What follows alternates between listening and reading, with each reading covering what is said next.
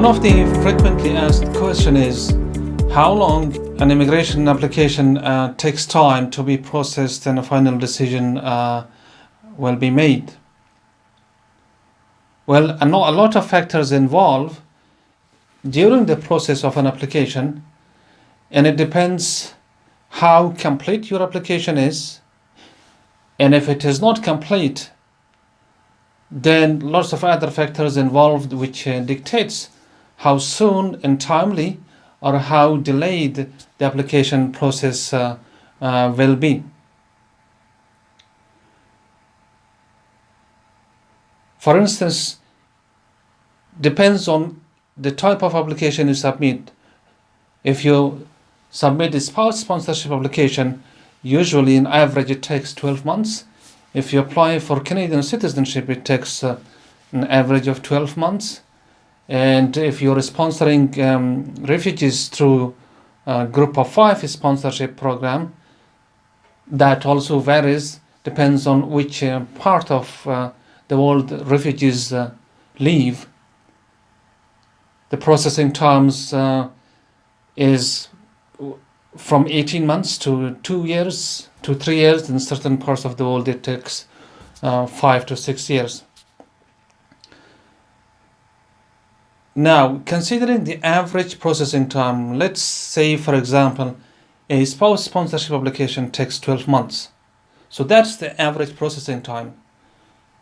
For an application that has everything in it, there is sufficient information that the case officers are looking in it, and they have sufficient documents, the required information, and then it just for them requires time to process and complete it.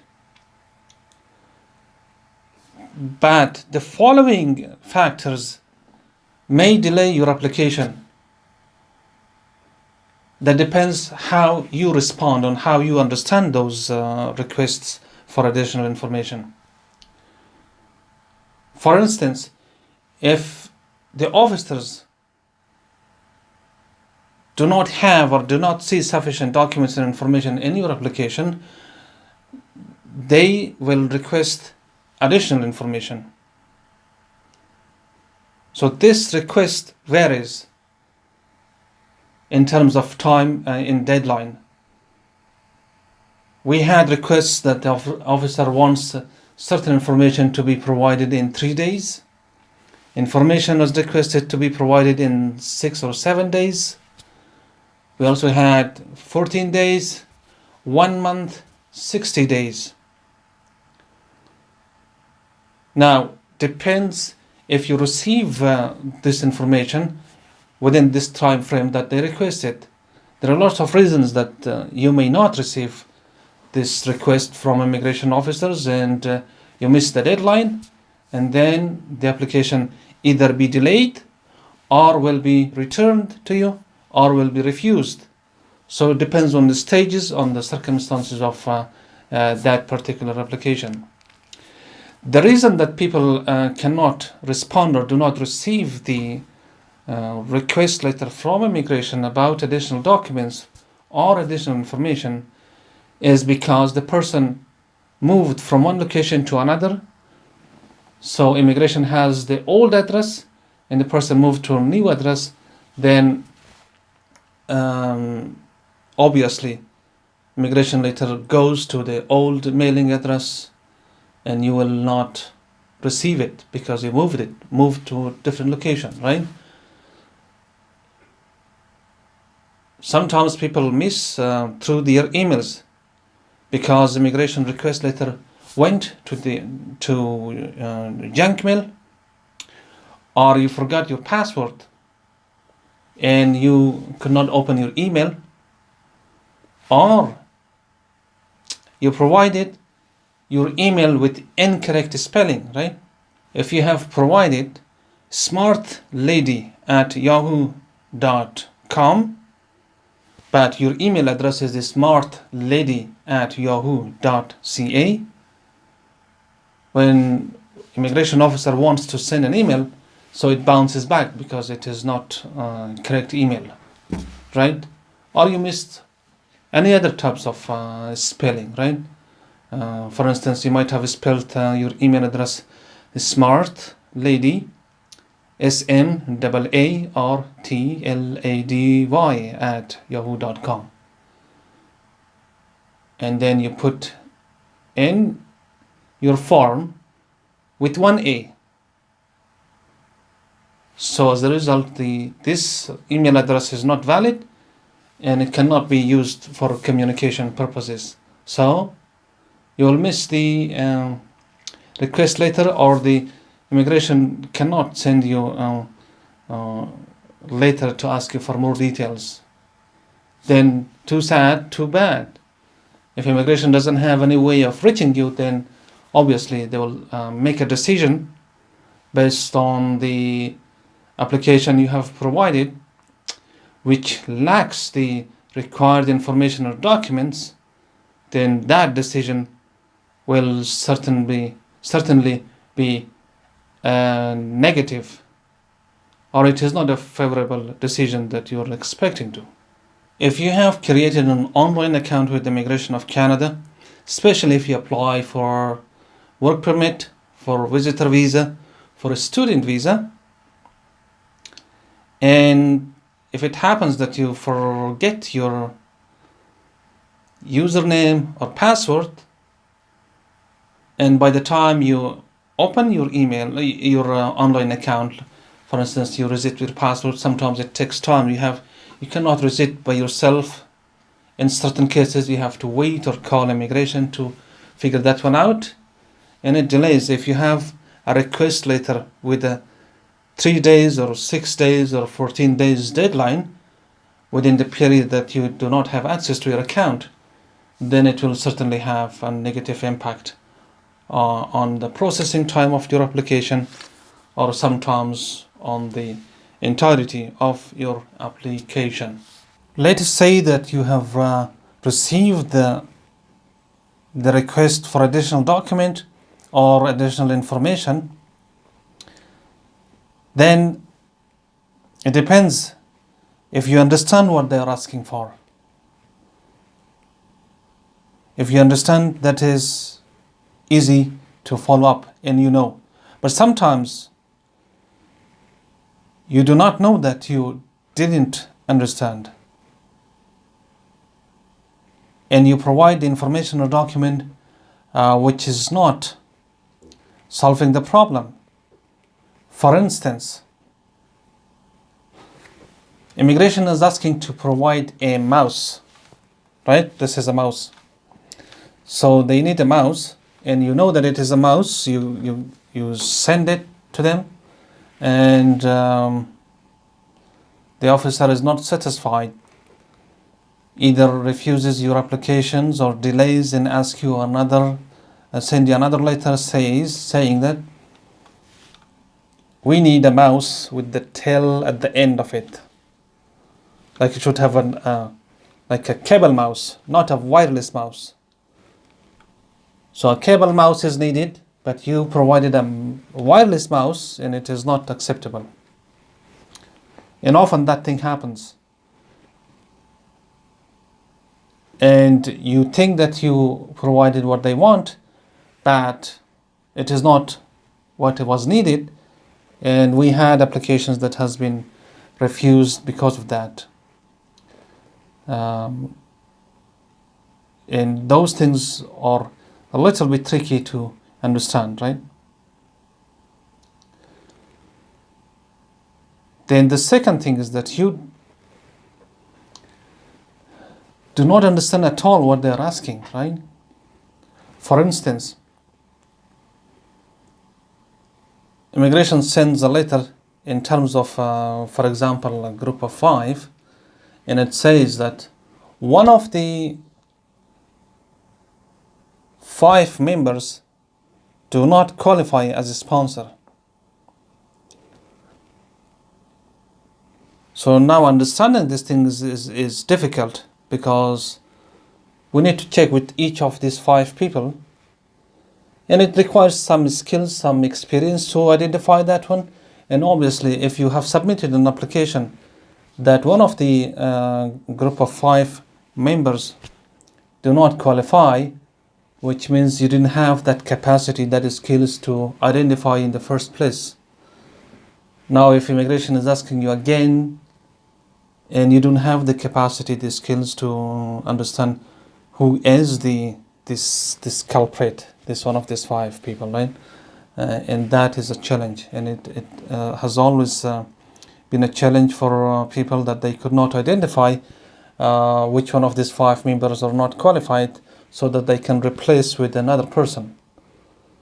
For instance, if member number 3 is not qualified, so you can find somebody else to replace this person, and then it should be good. But the difficulty is that you don't know whether number 1, group number 2, number 3, number 4, number 5, which one is not qualified.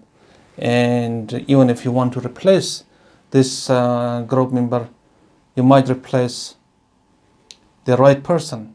Let's say group number 5, group member number 5 is qualified, good person, and then you replace it, then the person who is not qualified is still there. So that's how it adds to confusion, and it may result to refusal of the application and or delay the application. So these are some of the things that can have significant impact on the processing time of your applications, depending on how you responded to it and whether if you can respond to it. For instance, we had a situation that a person applied to immigration for a document to be replaced, and the processing time is 1 month, but immigration requested a passport from this applicant, and the applicant didn't have the passport and should have applied to the embassy from their country. Then embassy requested different types of document from this applicant that was not available. So the requirement itself required another additional information or document that applicant didn't have. So overall what happened is it took 4 to 5 months to get that passport and then send it to immigration. Then it took another month for immigration to process the application. So what happens is overall an application processing time which was for 1 month, now it took 6 months. Like 5 times more than average processing time because of that additional request that immigration had, and the applicant didn't have that document. And that's how it delays, it impacts the processing time, right? And it also depends what is the timeline. Sometimes immigration requests something to be provided just in 3 days. 7 days was another timeline. 15 days was another timeline. 30 days, 60 days. So within, like, where is the timeline? I don't have exact details or reasons why certain things are requested in 7 days and certain things are requested in 30 days or 60 days. But as long as you meet this timeline, you should be fine. If you understand, if you provide the right documents. But sometimes you provide the documents within timeline, but it is not the correct, the right documents or information still doesn't work, right?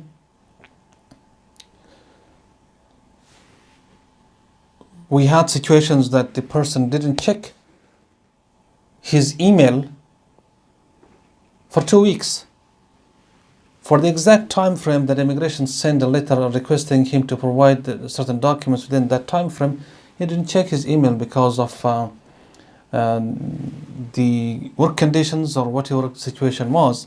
He didn't have access to email, or if he had access to email but he didn't have permission to look his check his mobile or internet or computer or whatever, he checked his email after the deadline.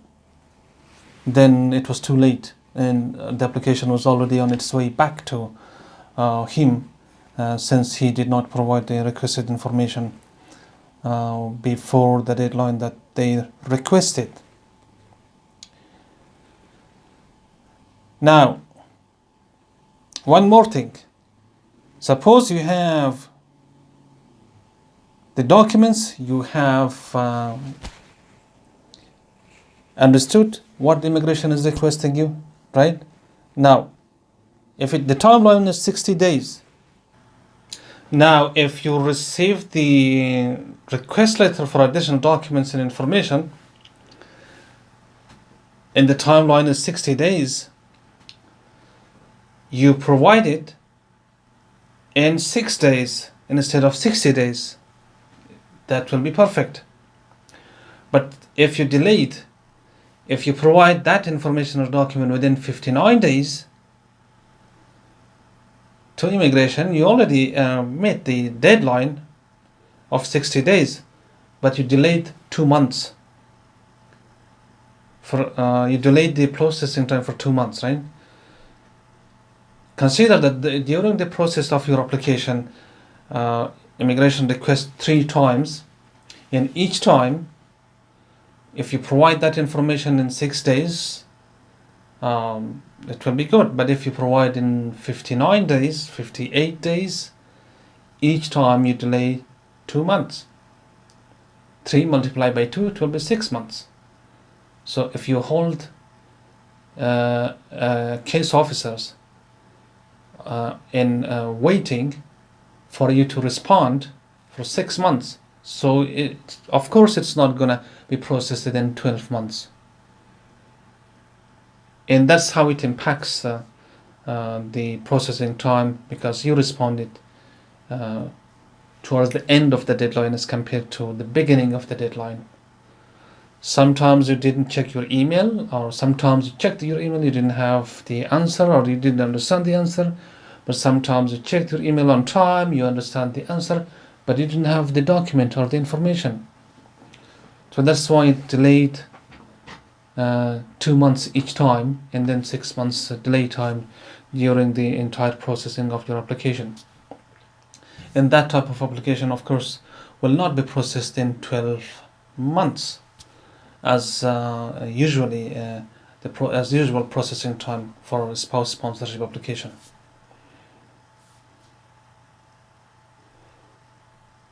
We also had situations that Canadian Embassy requested the applicant's passport and issued the visa, sent it to Visa Application Center to be picked up by applicant, but due to miscommunication or misunderstanding, the applicant was not informed to come and pick it up, the passport.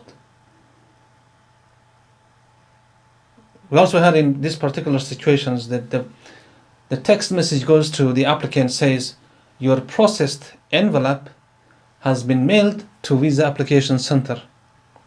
That's all it says. And the applicant didn't understand that kind of message. And it's not really clear message. It doesn't mention your visa has been issued. It doesn't mention your passport is mailed. It doesn't mention that your application is approved. I'm feeling that because of security reasons, embassy doesn't want to evidently transmit that kind of information online. So they use kind of what is called mysterious types of message that it's not easy to understand. And sometimes it backfires. The applicant doesn't understand that kind of message and doesn't go and pick up the passport from the Visa Application Center. I had so far like 3-4 situations that applicants travel to Canada was delayed by 3 months, in one situation by 4 months, because of this misunderstanding. After the application is approved and visa is issued, the person could not pick the passport because of miscommunication or because of not communicating clearly to the applicant. So having said all this nuisance that is going on throughout the process of an application, it is worthwhile if you pay for an immigration professional who is competent in the area that you need the support and services. It will save you time. It will save you from lots of headaches and unknowns that might come towards you. There are lots of people who have the capacity and can deal by themselves, but still there is always situations that might not understand and might miss the opportunity to provide the information or to provide the right information, and that might impact the outcome of an application. And I'm hoping that you find this information helpful if you're planning to submit an application to Immigration Canada, either from inside Canada or from outside of Canada. So these are some of the tips that I'm hoping that can help you in the long run during the process of your application. If you have questions, you can write below this video, and I'll get back to you in the next video with the detailed information, or I can respond to your message.